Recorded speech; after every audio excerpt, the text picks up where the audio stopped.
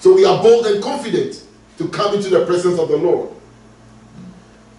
You can go online and keep listening to the messages so you can build yourself, because I believe God is teaching us deep truths and we need to embrace them. Today our main text will be John 20 and 21. We talked about John 20 last week. I know Pastor Kradman wants us to go over it, but we've got so much to talk about. So we touch it briefly. But I'm going to start from Mark chapter 16. And I'm going to go straight to the point because of time. So turn with me your Bibles to Mark chapter 16. They all talk about when Christ rose from the dead, right? Mark chapter 16 verses 2 to 4. The Bible says, and very early in the morning, the first day of the week, they came unto the sepulchre at the rising of the sun. Mark? Mark. M-A-R-K. What? Chapter 16. Now when the Sabbath. Oh, okay. Verses 2 to 4. Oh, okay.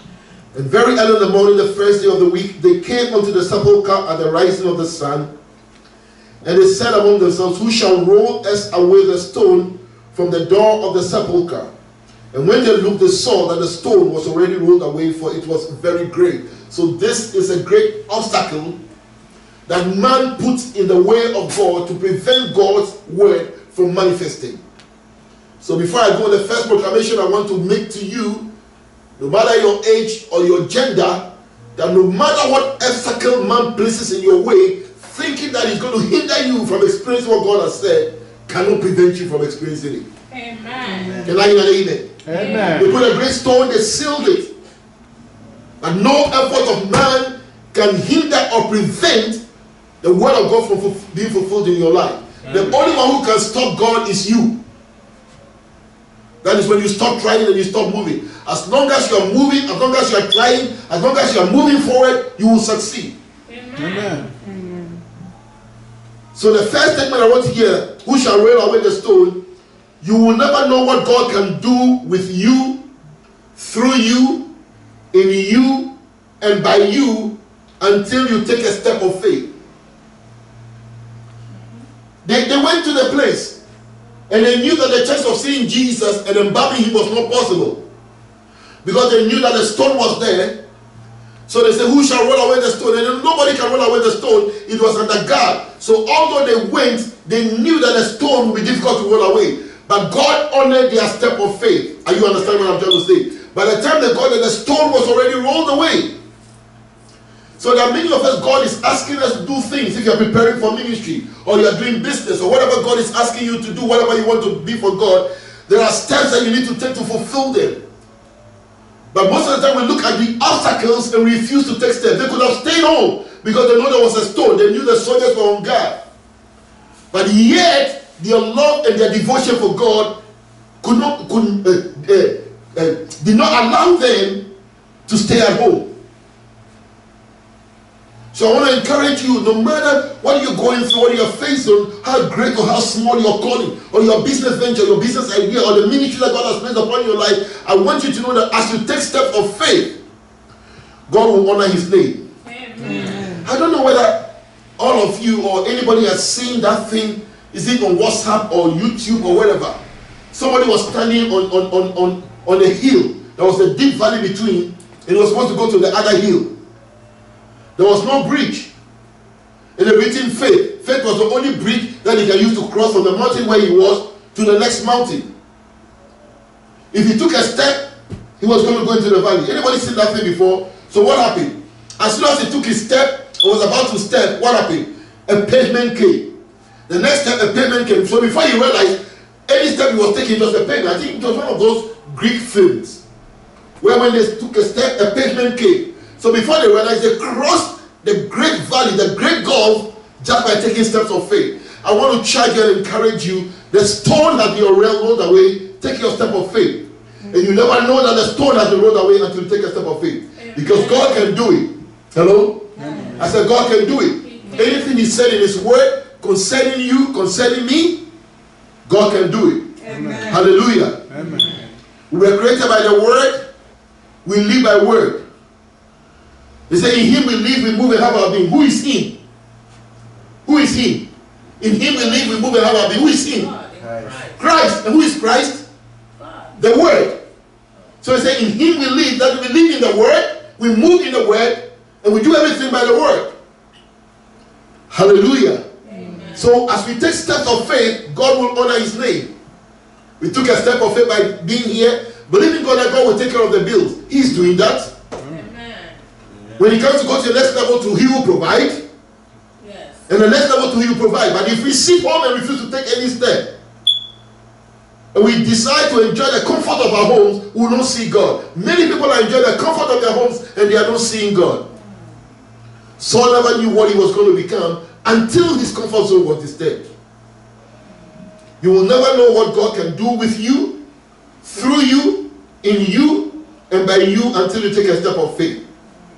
Hallelujah. Amen. I remember there's a story in the Bible where the Bible says there was famine in Samaria. And there were lepers who had been cast out. And the famine was so much that the lepers could not be taken care of because the people themselves could not feed, to the extent that people were killing and burning their children to feed. You remember the story in Samaria? Until some lepers said, if we sit here, we perish. If we go to the enemy's door and we perish, we perish. So let us go. Perhaps they will have mercy upon us. The Bible says that at the time they got to the enemy camp, there was no man there. Say to somebody, there is no man there. Your greatest fears do not exist. Hallelujah. Amen. We did insurance. We did something. There was a tall guy who said he was a great basketball player. The only reason why he didn't play professional soccer, professional basketball, was because he was afraid of flying. So the potential in him was locked up because of a fear that didn't exist. Hallelujah. Amen. There is no man there. Say the stone has already been rolled. There is no man there. So move. Number 2. You know that we have got so many things to talk about. I encourage you, please read Mark chapter 16, Luke chapter 24, John chapter 20, and John chapter 21. In this season, read it before we get to the day of Pentecost. Read it and let God speak to you. Amen? Amen. So I'm going to the next point. Mark chapter 16, verses 6 and 7. And he saith unto them, be not affrighted, ye seek Jesus of Nazareth, which was crucified. He is risen, he is not here. Behold the place where they laid him. But go your way, tell his disciples and Peter that he goeth before you into Galilee. There shall ye see him, as he said unto you. Go tell his disciples and who? Peter. Why? Why tell his disciples and Peter? So go tell my disciples and Peter. Why? Why Peter specifically? He was distraught. He was what? He was distraught Why was he distraught? because they killed Christ. Okay, you were close, but you used the first word at the beginning, but you just turned left. He betrayed Jesus. He betrayed Jesus, and so since he betrayed Jesus, I betrayed Jesus, I thought it was over for me. I betrayed Jesus before a little girl. I said I don't know him, and it's not that I just betrayed him, but I was warned. But Jesus proved to him that when I died, I took care of your sin, your transgression, and your iniquity. So don't go crying, having a pity party, or having self-condemnation, or having self-guilt. So Jesus told, there were so many disciples apart from the 11, but he specifically said, go tell my disciples and Peter that I'm alive. So Peter will know that Jesus does not hold anything against him. Hallelujah. Amen. Thank you, Lord. Isaiah 42:13. Jesus, can you work with me? Matthew 12:20. Can somebody work with me? I need to run. Isaiah 42:3 and Matthew 12:20 say the same thing. Isaiah 42:3. Everybody, let's get busy. Christian, you found it? Isaiah 42:3. What? I read it. Loud. A bruised reed he will not break, A bruised reed he will not break. and smoking flax he will not A a smoking flax he will not quench. He will bring forth justice for truth. He will bring forth justice of truth. The New Testament version says, a bruised reed shall he not break, and the smoking flax shall he not quench, till what? Till he send judgment unto victory. So God is saying judgment unto victory, but he's saying, what is he not going to do? A bruised reed. Anybody knows what a reed is over here? Back home we used to build. Back home they build houses and then they use some grass on the roof. Okay. Yeah, in the villages, right? Yeah. They use some seed Thatch houses. thatch houses. That's a reed. It's so weak. Straw. Straw that you used to drink when you go to McDonald's or that kind of, they give you straw. As soon as you do this, the straw is broken. Now Jesus says here in his word, instead of Jesus, when the straw is broken or the straw is hurting, that there's some weakness in the straw, he's not going to break it. Then he says that when the flax is smoking, we don't smoke over here, but the flax is like a cane, or no, you don't have cane here, so what do I use? But let's say, and you don't even use firewood here. Oh God, have mercy on me. How do I explain this? But let's use common cigar or cigarettes. You see some flame on it, right? It's smoking, right? It gets a certain time, you don't see the flame anymore, there's no fire. You just see smoke. Then as soon as you touch it, the fire will go out. Jesus is not going to quench. In other words, when you are discouraged and you are defeated and you think there is no hope for you, don't think that God is coming with a hammer upon you to bring judgment and condemnation on you and finish you off. He's not going to do that. What is he going to do? He's going to restore you. He looks at Peter and he says that your name was what? Cephas. Like a reed. You are no longer going to be Cephas, you're going to be what? Peter, like a rock. He had not come to destroy. When we are discouraged and we say, well, now it's over. I'm finished. I did this. I'm over. And we think God is bringing judgment upon us. The Bible says that's not what he's coming to do. Hallelujah. Amen. So he said, go tell my disciples and Peter. Because at that time he was broken. He was like a flax that was smoking. No fire in him anymore. And then Jesus says, go tell my disciples. Or the angel says, go tell my disciples and Peter. Hallelujah. Amen. Jesus has not come to bring judgment unto condemnation. Are you with me? Yes. We are going to run fast. Are you getting some points today? Hallelujah. Amen. Tell your brother or sister, be encouraged. Be encouraged. Hallelujah. Amen. God does not carry a hammer over my head. God does not carry a hammer over my head. Praise the Lord. Hallelujah. Now let's go to John chapter 20. I know I've jumped a lot. Pastor Clement was looking so much at me, he couldn't discuss the Sunday school. But I hope that we look at it again. John 20. So many things have happened, right? And then the Bible says that now John chapter 20 verse 11, the first few verses, the Bible says that the woman went to anoint and embalm the body of Jesus. And I believe those days the tradition and the custom was for the woman to embalm the body. That's why we have Egyptian mummies that could last for years. So they went to embalm the body. They couldn't do it the following day because it was the Sabbath and they had to obey the Sabbath. So they missed one day, and so the next day, the third day, they went to embalm the body. But you see, oh, hallelujah. Amen. Come with me. Are you with me? Look at me. When Jesus came, he moved in such high revelatory and prophetic realm, people couldn't understand him. If I were Mary, I wouldn't go to embalm the body of Jesus. You know why? The Bible says that one time Mary bought rich ointment, an alabaster box. Very rich, very expensive ointment. He wet the feet of Jesus with her tears, washed the feet of Jesus with the tears, and put the oil in her hair. She said, I am not worthy to touch the feet of Jesus with my bare hands. So she anointed her head with oil and katatas, to blend it, and anointed the feet of Jesus. And Jesus said, you have embalmed my body, you have prepared my body for burial. So the embalming of Jesus was done before he died, and Mary did it. Come with me. So Mary didn't need to go again. She did it already. Jesus followed every tradition and culture of their time, but he was not subject to it. And he knew the woman would not have the opportunity. And if Mary was catching revelation, they should have gone, I don't need to go there again because I did it already. Because before I have opportunity to do it, Jesus will be no more there. Glory to God. Amen. Can I tell you something? If you have got something to do for God, do now. Don't wait for tomorrow. You may not have that opportunity. You got something to embalm the body of Christ? Of course, not embalm anybody. I know what word to use. Do it now, not tomorrow.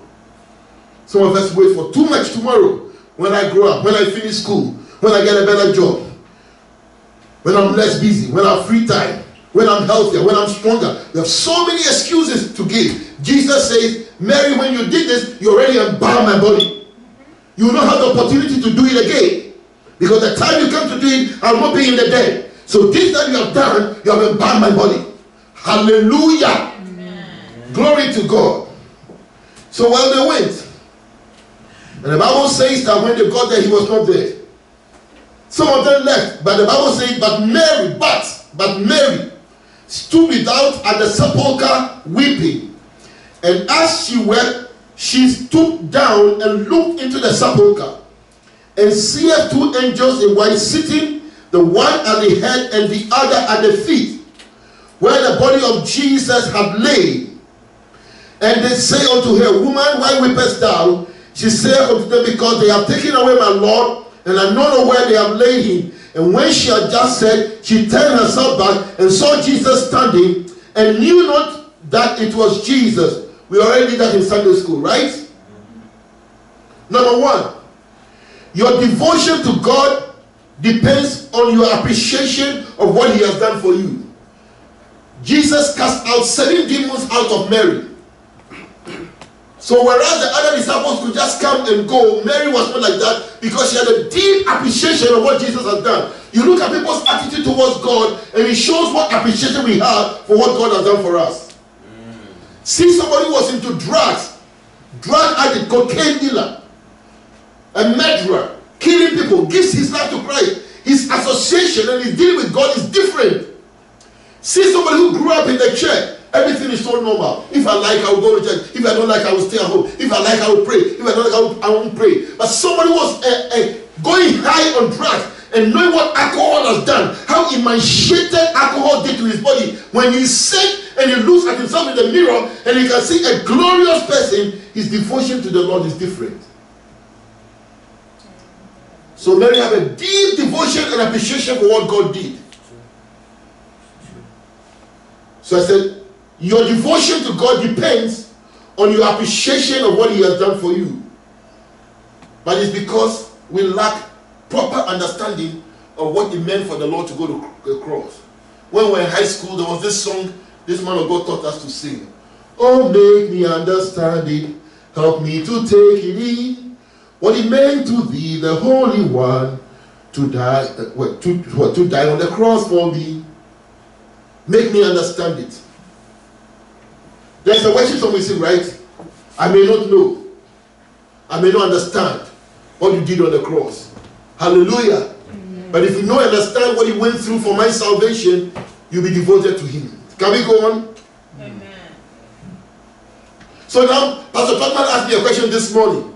He said, can somebody without a testimony, without an experience, without a past, be able to preach the gospel? Yes and no. Yes, he can preach the gospel. No, he cannot preach with passion because such a person does not have a deep appreciation of what God has done for him. Amen. He never came to a situation where the car was almost possessed and God worked the miracle. He never got to a place where the house was almost possessed and God worked the miracle. He never got to a place where he was sick in bed and the doctor said he's hopeless, you're going to die, you don't live, and then he rose again. He never came there. He had cancer, God healed him. He had diabetes, God healed him. He had stroke, God healed him. He had never come to that place. It is only when you come to that encounter with the Lord that changes your attitude towards the gospel. Amen. I will love you, Lord Jesus.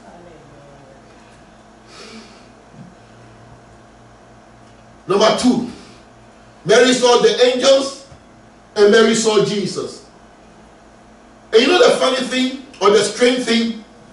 Jesus said, I'm showing myself to you, Mary, breaking the law, breaking tradition, even with God my Father. Because when Mary tried to touch Jesus, he said, don't touch me, for I'm not yet gone to the Father. But although I'm not going to my father, I am breaking the order of things to show myself to you, because you have proved that you love me and you are devoted to me. Amen. Somebody loves the Lord here. Yeah. You want to see God show his hand upon you? You want to see God show his glory in your life? You want to see God manifest his power in your life? Love him. Be devoted to him. Mary saw the two angels. Can I surprise somebody here? We used to say that in some time past. Maybe some of you don't know. Can I surprise you? Yes, go ahead. That Mary was the first evangelist. The first evangelist was a woman. What is evangelism? What is evangelism? Preaching the good news. Who was the first person to preach the gospel? Mary said, go tell the disciples, Jesus is alive. He's risen. She was the first person whom Jesus commissioned personally to tell the disciples. The rest were angelic visitation and other things. He was the first person before even the Amos Jenny. Hallelujah. Amen. Because of her devotion, she became the first evangelist. Can I tell a woman something? Mother's Day is coming. Women, you are so special to God. Let the men say what they want to say. Let the men say they were first created. You are so special to God because the first evangelist was a woman. Amen. Hallelujah. Then Pastor Godman said this in Sunday school. You heard right? Your tears of sorrow can prevent you from recognizing the Savior or having a proper revelation of who Jesus is. Sometimes we sorrow so much that we close our ears and our eyes to what God can do and what his word says. Because our focus is on our challenges and our tears. When Jesus appeared to Mary, Mary said, you are the gardener. If she had looked well, she would have known. But she was crying. And in her mind, it was impossible to see Jesus at that time. Can I say something to you? Can I suggest something to you? Can I prophesy to you? I want to prophesy to you in the name of Jesus. In your season when you think it is impossible for you to have an encounter with the Lord, that's when Jesus will appear. Amen. When all hope is lost, that's when the Lord appears. I can't say, man dekayata hatabika brande. Kantimiaka, Mantokabiaka, Rakatoste, Piandekeriato Katisaya. I give you glory, Lord. Oh, yes, oh, yes, oh, yes, oh, yes, oh, yes, he will appear. Yes, Lord. He will appear in my situation. Amen. Glory to God. Tell somebody, don't let your tears of sorrow. Let's say, tell somebody, don't let your tears of sorrow prevent you from recognizing your Savior or your breakthrough. Hallelujah. Amen. The Bible says, until she heard the name, my sheep hear my voice. Until she heard the shepherd's voice. Mary's devotion and tarry made her the first evangelist. An evangelist is a carrier of good news. Evangelist from the Greek word evangelion, meaning good news. So he said, praise the Lord, Jesus is risen, I saw him. She was doing evangelism. Hallelujah. Amen. Who do we do evangelism to? Who do we do evangelism to? Unbelievers. Who were the unbelievers? The disciples. Yeah. They were unbelievers. They couldn't believe that Jesus was risen. It took Mary the evangelist who had an encounter. The next thing I want to say is that you can never preach Christ until you have a proper revelation of who he is. If you don't have a proper revelation of who the Lord is, you can teach Bible. But for you to preach and to teach and to minister to people, you need an encounter. Say, I need an encounter to minister the word. Say, I'm praying. God, give me an encounter. Pray again. Say, Lord, give me an encounter. Choose what you're missing something. Say, Lord, give me an encounter. Say, Lord, give me an encounter. Say, Lord, give me an encounter. Because without an encounter, you can minister the word. You can teach. There are people who are teaching Bible in Bible colleges and they are not even teaching truth because they don't have an encounter. May God give you your own personal encounter. Hallelujah. Glory to the Lord. Whew. Number 4. We are going on, right? Amen. So the Bible says that after that, Jesus made his first appearance to the disciples. There were 11 of them left. How many people did Jesus appear to? How many? How many? No. After Mary, the disciples who were there. How many? Two people, 120. No. You are ahead of us. There were 11 disciples left. Thomas was not there, so he appeared to how many? 10. The Bible said the disciples were there. Jesus appeared to them and said, "Peace be unto you." But Thomas was not there. Is that familiar? The Bible says, "Do not forsake the assembling of the brethren." There are some things God can do when you are alone, but there are some things that God will do when you are in a group. Some people say, "For me, I don't need to go to church. I don't need to worship God. I don't believe church. I don't think church is spiritual enough." There are some things God can do with you as an individual, and there are some things that God can do in a group. In this particular case, Jesus appears to the group, but Thomas was absent. So he missed the greatest visitation that they had when Jesus was on the dead. Why do I say that? Because Jesus comes and says, "Peace be unto you." Then secondly, he commissions them, and he says, "Even as the Father has sent me, so send I you." Then the Bible says, he breathes on them, and he says, "Receive ye the Holy Ghost." And then he said, "Whosoever sins ye remit, they are remitted unto them. Whosoever sins ye retain, they are retained." All these Thomas missed. When Jesus came again 8 days later, and Thomas was there, he didn't repeat this. Say, "I will be there when the visitation comes."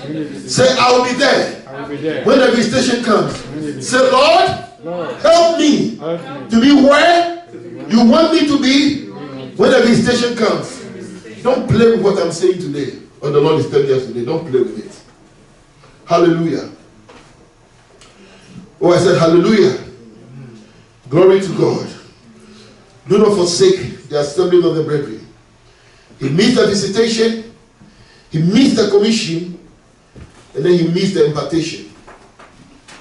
All that I've done just now are introduction. I'm not coming to my real work for today. John 21. I'm going to run.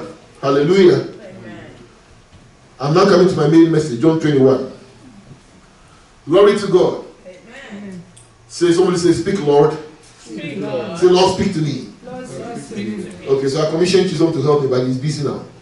John 21. What verse? No, we are going to read. Just start reading. John. So after these things, Jesus showed himself again to the disciples at the Sea of Tiberias, and on this wise showed he himself.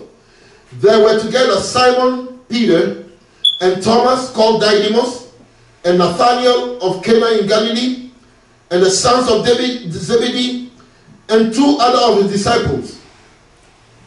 Verse 3, Simon Peter saith unto them, "I go a fishing." They say unto him, "We also go with thee." They went from and entered into a ship immediately, and that night they caught nothing. What did Jesus call them from?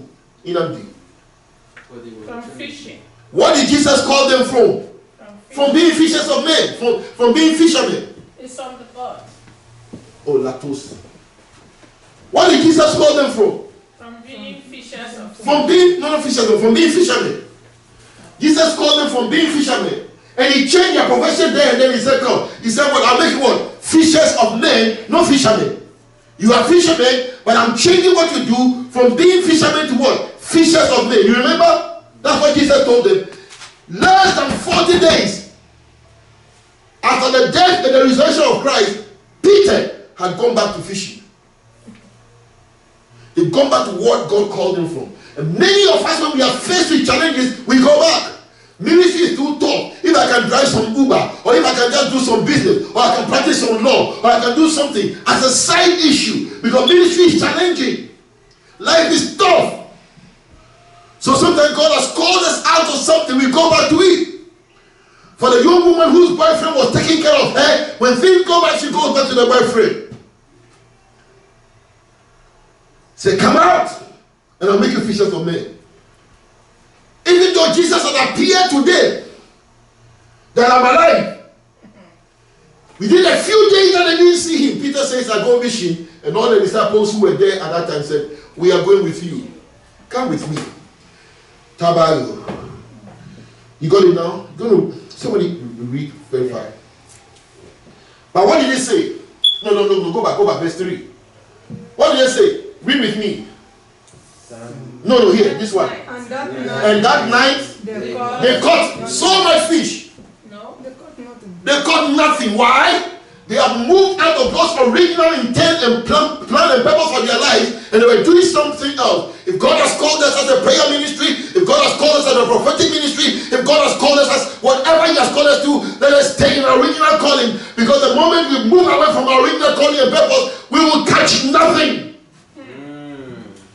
And that night they caught nothing. Skilled, experienced fishermen, they caught nothing. Come. Say, I will stay. I will stay. I will stay where God wants me to stay.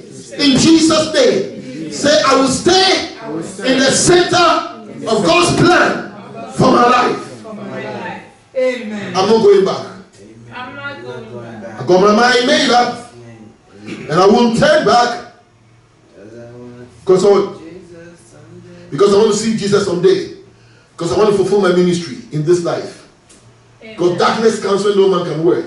So while I have the light, oh, let me work. Oh, let me work. Let me win souls. Let me preach. Let me teach. Let me pray. Let me fast. Let me minister. Whilst my eyes are open. Hey! Pie! Hallelujah. Amen. That night they caught nothing. Because Jesus was making a point. Was it because there were no fish in the sea? No. Jesus spoke to the fish. You get out of that place. Because if they catch something, they will think that it's okay for them. If they catch nothing, then they'll begin to question, why didn't I catch anything? And then Jesus appeared on the scene. Somebody say, Jesus appeared on the scene. While they were in their backsliding state. Say, while they were in their backsliding state, Jesus appeared. A smoking flax will not quench. A bruised reed will not break. God is not giving up on you, Christian. God is not giving up on anybody. Life has got challenges. Today you are with your parents. Things seem to be going fine. But as you grow and you step into ministry, the winds may blow. The storms may rise. When they blow, remember today that God in your backsliding state, when your prayer life has gone down and you are not doing anything, He will still show up. Hallelujah. Amen. I love this Jesus. I love Him. Yes. I love Him. Hallelujah. Amen. I remember that Ivorian girl I was teaching in Ghana. We were in college, preparing for their college exams or whatever. And so Didier Robert, I love him.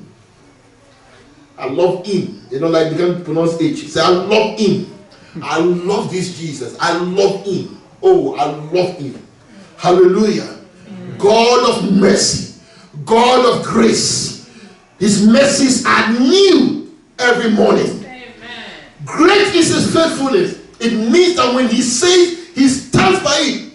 You see, Jesus, when we are going somewhere as father and son, and I tell you that, go over there. I'm standing here waiting for you.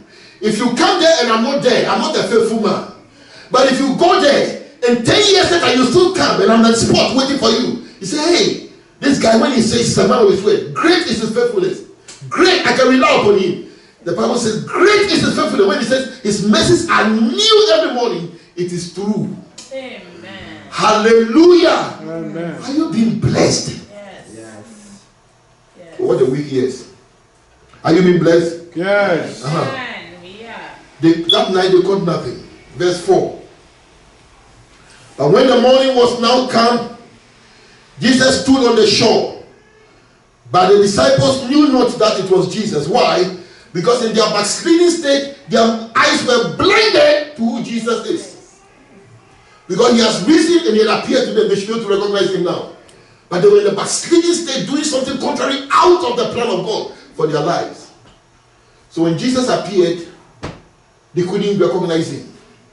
So it happens to us that sometimes when we go our own way, we miss out on God. And when even though God is speaking and teaching and directing, we still can't see it. Say, I will not backslide. I will not backslide. I'm not saying you are still coming to church. Sometimes you are still coming to church, but you are still backsliding. Many years ago, in high school, this man of God came and was teaching and said, backsliding begins when knee stopping bends. Backsliding begins when knee stopping bends. When your fellowship and relationship with God gets wounded, backsliding has started. But the disciples knew not that it was Jesus. Then Jesus said unto them, Children, have ye any meat? They answered him, No. My sheep hear my voice, and I call them by name. This time Jesus spoke, still they didn't know. The guys were deep in their backsliding state. God have mercy. Amen. Then Jesus said unto them, Children, have ye any meat? They answered him, No. And he said unto them, Cast the net on the right side of the ship, and ye shall find. They cast therefore, and now they were not able to draw it for the multitude of fishes. Hello? Aye. Therefore, that disciple whom Jesus now said unto Peter, It is the Lord. Now when Simon Peter heard that it was the Lord, he gave his fisher's coat unto him, for he was naked, and did cast himself into the sea. Can we take it step by step? Yes. We don't have time, but I want to finish this. But God, okay, wherever.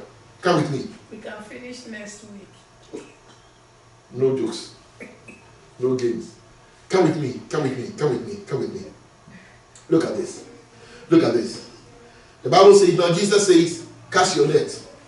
They couldn't catch anything. By their skills, they couldn't catch the fish. In their backsliding state, they couldn't succeed. Jesus says, cast your net. And they caught so much fish. Before the right was the Lord. Let's pick it one by one. Number one, Jesus was proving to them that now that I have called you into ministry, now that I have called you as Christians, now that I have called you to use you, I want you to know that from today that I have called you, your life success does not depend on your skills and your ability. It depends on the spoken word. Oh no. Somebody's sleeping here. I didn't hear an amen. I'll say it again. He said unto them, I want you to know that from today, now that I've called you for my glory, your life success does not depend anymore on your skills and your ability. It depends on the spoken word. Amen. It is what I say that you obey that will make you succeed. Know what your skills can do. Hallelujah. Amen. One of the greatest men of God, I've not had a chance of meeting personally. I just heard about him. Adeboye of Redeem. They call him Daddy. Daddy Gio. Daddy General Overseer. His church is so big. When he makes an altar call, sometimes you have to drive a bus to get to respond to the altar call. I hear. I've not watched him before. But he was a mathematics professor. But when God called him, he was not doing mathematics. He was preaching Bible. Hello? Aye. When God calls you, you don't succeed by your skills. You succeed by his word. Amen. Amen. Hello? You do what? Succeed. As soon as they said, cast your net, they did it. They caught what? Fish. These were fishermen formerly. But now they have been called into a new profession, a new calling, a new ministry, which is based on what the Lord says. Hallelujah. Amen. Glory be to God. Hallelujah. Can we go on? Yeah. Therefore, that disciple whom Jesus loved said unto Peter, It is the Lord. Is it not strange that Peter himself, still after this miracle, could not even recognize it was Jesus until John said it is Jesus. Hallelujah. Amen. Hello. Aye. And then the Bible says that he took his fisher's coat and put it around him and dumped it because he was naked. Anytime you step out of the will of God and you begin to walk in sin, you become spiritually naked. Physically you are well dressed, but spiritually you are naked. That's why those who see visions, they say that I saw her naked. I don't understand. Oh, because she's living in sin. Let's go. And the other disciples came in a little ship, for they were not far from land, but as it were 200 cubits, dragging the net with fishes. As soon as they were come to land, they saw a fire of coals there, and fish laid thereon, and bread. Hello? Aye. Oh, Inamdi, listen, Christian, listen. They went going to catch fish. What was the fish for? To feed themselves, right? Hello? Aye. They didn't catch anything. Then Jesus spoke and they caught fish. One would have thought that the fish of miracles that they caught was what they were going to feed on. But the Bible says that by the time they got to the land, Jesus already got bread and fish on the fire. my ministry, when I call you to come and serve me as a child of God, when I raise my finger towards you and I say, come and serve me, I want you to know that you do not depend on your ability, you depend on my ability and what I'm capable of doing. Amen. Because your efforts may amount to nothing until you submit it into my will. Amen. So Jesus was saying to them, you are not going to depend on your skills to feed anymore. You are going to depend on my word. You are going to depend on me. Amen. So they caught the fish all right. But that was not what they ate. They ate what Jesus had prepared before they got there. Before they got the fish had been prepared. Nothing. I said, God will prepare fish for you. Amen. Amen. Before you get there, He has prepared it. Amen. So sometimes we are struggling and striving to make ends meet, to fulfill God's agenda. When in reality, if we depend on Him, He will take care of everything. Amen. Therefore, I will love you forever and I will worship you forever. Because, my God, you are too good. Oh. Can we go on? Yes. Can we go on? Hallelujah. Amen. And as soon as they were come to land, they saw a fire of coals there, and fish laid thereon and bread. Jesus said unto them, bring of the fish which you have now caught. Simon Peter went up and drew the net to land, full of great fishes, 153. And for all there were so many, yet was not the net broken. Hallelujah. Amen. Well, when Jesus speaks, He knows that He knows my capability, you know. He knows my strength. He knows what my net can carry. One time Jesus said, cast fish, the net broke. This time the net was not breaking. They have come to another dimension. In that dimension, God says that I know what you are capable of. I know what you can carry. I want to know what you can carry. Oh, you can be fast and pray. God, I need 5,000 people in my church, and God knows how many people you can carry. Hello? Hi. Hello? Hi. So He knows the capability of your net. So He doesn't give you more than what your net cannot carry for your net to break. He gives you just what your net can carry. So there are so much fish here that the net was not broken. Why? Because Jesus had expanded their capability and was acting based on the capability He knew that they were capable of, based on His grace over their lives. Can I say that again? Yeah. His anointing has increased their capability. Anointing increased capability. But He knew what they were capable of doing, so He was not expecting them to do beyond what they were capable of doing based on His grace. So what was happening was that He was letting them act based on the capability they had, based on the grace He has given to them. 153 feet, the net didn't break. 154, the net could break. Can I say something? The Bible says, be content with certain as you have. Hallelujah. Amen. But let us stop stressing ourselves. And our church is 10 people, and our church is 20 people, and our church is 2,000 people, and that. Let me say, Lord, let me just carry what my net could carry. Hallelujah. But among that 153, Inamdi, today maybe the sermon for you. Among the 153, the Bible says that there were great fishes. All kinds of fish, including great fish. Hallelujah. So somebody can have a church of 2,000 people and there are only 5 great people. You can also have a church of 100 people and there are 5 great people. Anyway, don't let me focus on that. Can we go on? Jesus said to them, bring of the fish which ye have caught. Simon Peter went up and drew the net to land full of great fishes, 153. And for all there were so many, yet was not the net broken. Jesus said unto them, come and dine. And none of the disciples that asked Him, who art thou? Knowing that it was the Lord. Hallelujah. Amen. Jesus then cometh and taketh bread and giveth them, and fish likewise. This is now the 3rd time that Jesus showed Himself to His disciples after that He was risen from the dead. Can I say something? Thomas learned his lesson. So this time he wasn't away, he was there. Hallelujah. Amen. So when they had dined, Jesus saith unto Simon Peter, and I'm going to close with this. Simon, son of Jonas, lovest thou me more than these? He saith unto him, yea, Lord, thou knowest that I love thee. He saith unto him, feed my lambs. Many interpretations, Bible scholars who look at Greek and the translation of the Bible are saying that what Jesus was using, he was using the agape. When he said, "Do you love me?" The love over there was the agape love. But what Peter was answering was the phileo love. So according to Bible scholars, the first when he said, "Do you love me?" he used the agape. But Peter said, "Yeah, Lord, I love you." In the filial love. The filial love is love that somebody has for fellow man, not the love of God. That's why Peter asked. So when Jesus asked the third time, then he used the word filial, and that's when Peter got upset.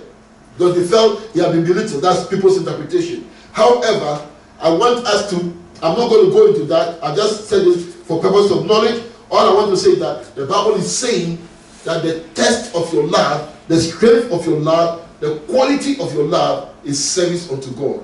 Amen. Amen. So, do you love me? Feed my sheep. Feed my lamb. And do you know something interesting? Jesus asked them to feed only after he had fed them. You know, there are some leaders who will make you work night and day and give you nothing. They just use you. No, Jesus doesn't use people. He uses people for the glory of God, but not in that terms of using. He made them eat, and after they have eaten and they have been fed, Peter said that Jesus said, "Now, Peter, that I have fed you, you to feed my sheep." I fed you physically with food, but of course, I want to feed the people spiritually. But basically, he says the only way you can show your love to me, and the only way you can be able to do what I want you to do is if you love me. So he said, "Do you love me? Feed my sheep." Because if you love the Lord, you will care about anything that belongs to the Lord. Amen. I cannot be in love with a woman and hate her son. They used to sing that song, "Love me, love my dog." If you really love me, love my dog. You cannot claim you love someone and hate the children and hate the daughter. As we read in the newspapers, killing people's children and killing people's daughters and raping them. That's not love. That is selfishness.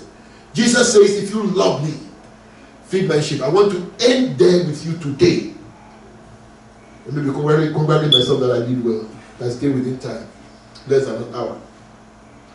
If you love me, Chidi, if you love the Lord, take care of his work. You have been called to ministry to teach the people. But you can only teach the people if you love the Lord. Some people in ministry who don't love the Lord, so they do it for selfish reasons, they do it to be seen, they do it to be exposed, they do it for all kinds of reasons. But if you love the Lord and you love his business, you will feed his sheep. Hallelujah. Oh, I said hallelujah. Amen. We give God glory, honor, and praise. Amen. Have you been blessed? I want to stop here today. Hallelujah. Amen. Hallelujah. Amen. Then the verse 17 always it talks about ministry, another area of ministry, but that we leave to some other day, some other time.